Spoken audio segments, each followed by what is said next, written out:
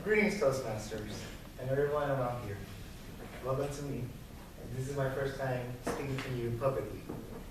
And today, I want to talk about what's the worst part that ever happened to us throughout this time and day, and how we're going to do to accomplish it. So I want to talk about one thing that's happened to us all the time, and everybody will do the same thing also. Loans, mortgage, student loans. All types of loans we have to pay to the bank, to everything, to make sure that we have everything complete, and also everything we have to be done throughout every year, and everything done. So I'm going to talk about the most specific ones that ever happened to us in most common age. Student loans. As you can see, student loans became like the second consumer debt in the United States. Overall of 1.3 trillion debts since 2017. And it's going to continue rising sooner and after. The under age is like 30 years and under, because most of the people who graduate didn't have enough time to find a job or cannot find a job. And most of them who are like over 30, they have certain jobs and they can borrow less borrowing rates. So I'm going to find like the better ways is to help you to fulfill that you will get the lowest rate, or probably not going to borrow any loans from the banks or any other places. Number one, prepayments. It's a good idea to start with a prepayment, so that therefore you can go over there and pay off right in time before you just go for your master's or any other colleges to pay out as soon as you can. The second one I want to talk about is also scholarships. You know, you need to have like a good amount of scholarships so that if you can like get amount of money that you need and pay enough as you can, so like, I don't know how many scholarships you will get, like 10 or 20, and you pay the right amount just in time, then everything will be good and you have all the money that you need before you can go to your graduation or starting your graduation date.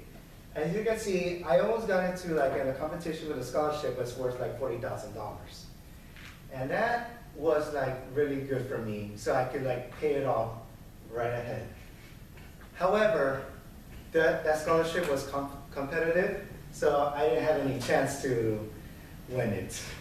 So that's really tough for me. The third one is that you should start your part-time job or internship at as early as possible, as in freshman or sophomore. What do you mean like this because freshman and sophomore? Because that you will pay enough just in time by the time you go into your senior and by the time you're going to graduate. So it's very good that if you can get like a little bit of experience and get a little time in your money and not trying to be like a big spender and then not going around and spend a lot of money around all the time. Instead, you should save that money to use it for your good education and everything. Now, the last one, the fifth one I'm going to talk about is investment. I want to say about investing to your school, but don't take a risk, because you will not know what will happen after that.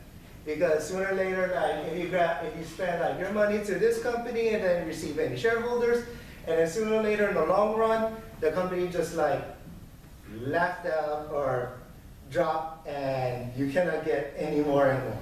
But if you're lucky and you have enough money and the company's doing great, then you can get the money back and receive as long as you receive the money that will pay it off all the time.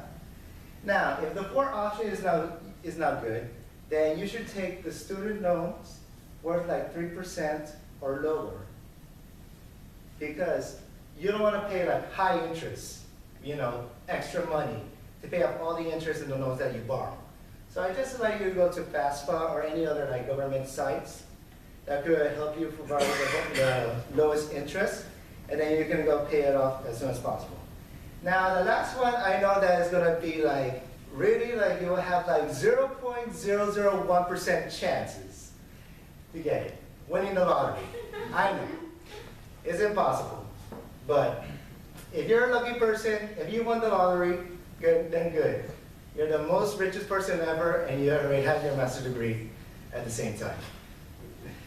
Now, I want to give out to my conclusion that if you're going to continue planning and do it like at the same time, then you don't have to worry about paying interestly, monthly, quarterly, or semi-annually.